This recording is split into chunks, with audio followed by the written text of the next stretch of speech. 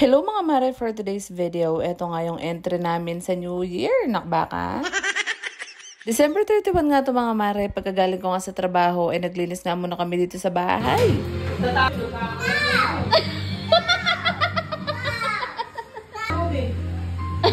Yan, sipagan mo, hindi yung puro ka ano. Siyempre, excited ako, parating yung binan ko eh. Sabi ko nga kay Mr. Mga Mare ay magmap nga muna siya dahil nga darating nga si mama ko. Nagpapakitang gilas nga si dyan mga Mare dahil Diyos ko darating yung biyanan niya. Dapat malinis yung bahay. Chares! At dahil December 31 na nga mga Mare at sa lubong na nga kinagabihan ay inuna ko na nga tong palambutin na nilagang baka na may baboy. Pag New Year talaga mga Mare, ito nga yung lagi ko niluluto dahil gusto nga namin ng sabaw. Kayo ba mga Mare, ano bang hinanda nyo ngayong New Year 2025? Kahit ano namang mga handa natin mga Mare, kahit anong okasyon, basta magkakasama nga yung pamilya natin, ay Diyos ko, magiging masaya na yan. Patuloy nga lang tayo magpasalamat kay Lord mga Mare kasi nga lagi tayo nabibigyan ng mga blessings na hindi nga natin inaasahan. Tulad nga ngayong New Year mga Mare na dati hindi man namin nakakasama si Mister tsaka hindi kami kompleto pero ngayon nga ay kompleto na kami. Ganyan mo yan, Maisel. Bigyan mo si Pwede kayo. Kasi hindi kayo. Kayo! Kunami ka nga rin! Wala.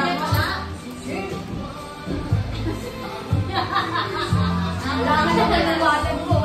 Dumating na nga pala sila mama ko mga Mare kasama nga sila kuya ko tsaka yung hipag ko at ito na nga saktong-sakto at naluto na nga yung nilagang baka para nga makakain na rin kami. Iba pa rin talaga mga Mare yung feeling na kasama mo nga yung pamilya mo at kompleto nga kayong kumakain sa lamesa kahit yung iba nasa lapag na. Chares!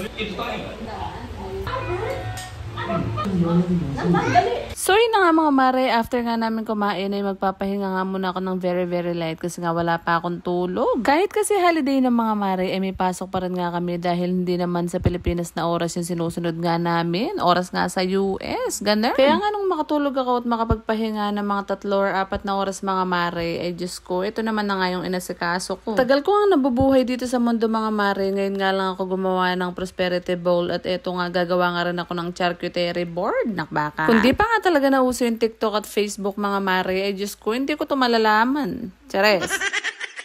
31 na nga ng gabi mga Mare, ay eto, naggagawa pa ako at nagpe-prep. Wala na kasi talaga akong time mga Mare para gawin pa nga to ng maaga dahil nga may pasok din ako ng 31. Diyos mio. Buti na lang talaga, ay Diyos ko, nandito nga si Mister, tsaka may mga kasama nga ako si mama ko at yung hipag ko na nagpe-prepare. Dahil kung ako lang ang gagawa nito mag-isa mga Mare, ay Diyos ko, bibili na lang ako sa Jollibee, ako na lang mag-isa kakain. Chares! O, diba mga Mare, kahit first time ko nga gumawa ng ganito, ay Diyos ko, maayos naman siya tignan. Gumawa rin kasi ako nito mga Mare dahil nga yung mga anak ko ay sila din naman ang kakain yan dahil paborito nga nila yung mga nakahapag dyan. At dahil magto 2025 na mga Mare, ay Diyos ko, kailangan natin maraming handa para maraming blessings. At yung manok naman kanina na chinachap ni Mr. mga Mare, ay niluto ko na nga lang na kaldereta para nga may kasama nga yung mga handa din namin sa mesa. At dahil bagong lipat lang kami dito mga Mare at magtatatlong buwan na nga kami, ay Diyos ko, binongga na nga namin yung handa kahit hindi ganun kamahal. Kung dati mga Mare ay hirap na hirap nga tayo sa buhay pero ngayon sana bigyan pa tayo ni Lord na marami pang blessing sa darating na 2025 nga. Hindi nga rin madali mga Mare kasi yung pinagdaanan namin sa buhay ay Diyos ko, duman talaga kami sa butas ng karayon bago makarating dito. Eto talaga mga Mare yung pinagpapasalamat ko nga kay Lord ay dahil kompleto pa nga kaming pamilya at lagi ngang may blessings at hindi kami nauubusan. Sana all. Nauubusan din pala kami mga Mare pero madali nga lang makahanap ng paraan. Hindi nga kagaya dati na Diyos ko, marami ka nang lalapitan, mapapahiya ka pa. Chares. Mabalik nga tayo mga Mare. Ito na nga, nandito na nga kami sa labas dahil marapit na nga mag-alas 12 ay magpapaputok na kami. Ito nga ang anak ko mga Mare, tinuruan nga ni Mister na magpaputok. Diyos mio, delikado yan. May nano ko, Diyos mio.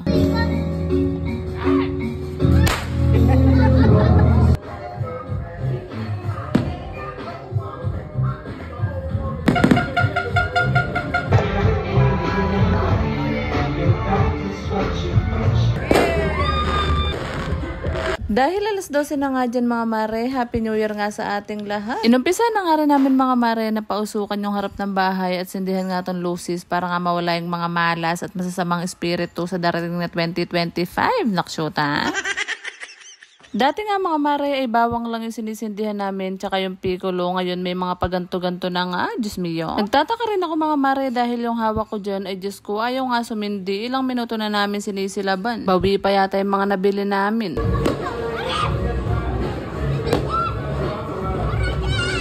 Sabi ko nga kay Mister, ibigyan pa nga ako ng isa dahil nga ayaw sumindi nun sa akin para naman ma-experience ko magpaputok kahit ngayon lang. Chares.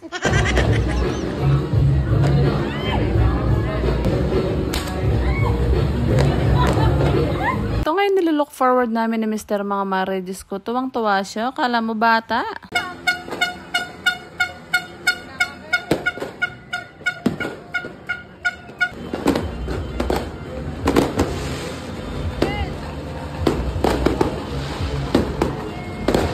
O, diba mga mare, ilang years siyang nasa abroad. Babalik-balik, ngayon lang siya nag-New Year dito. Doon pa lang, panalo na kami. Chares.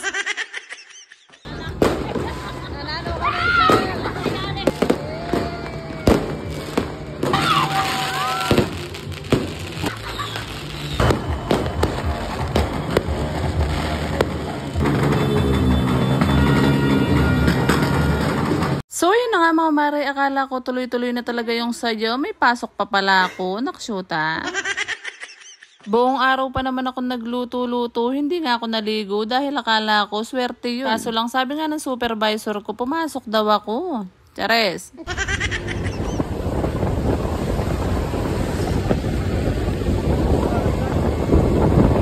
Buti na lang talaga mga mare, alas 12 ng madaling araw nga yung pasok ko dyan at inantay ko na ngang matapos yung mga putukan dahil nga baka bigla kaming hagisan ng 5-star. Diyos ko, sumabog pa kami.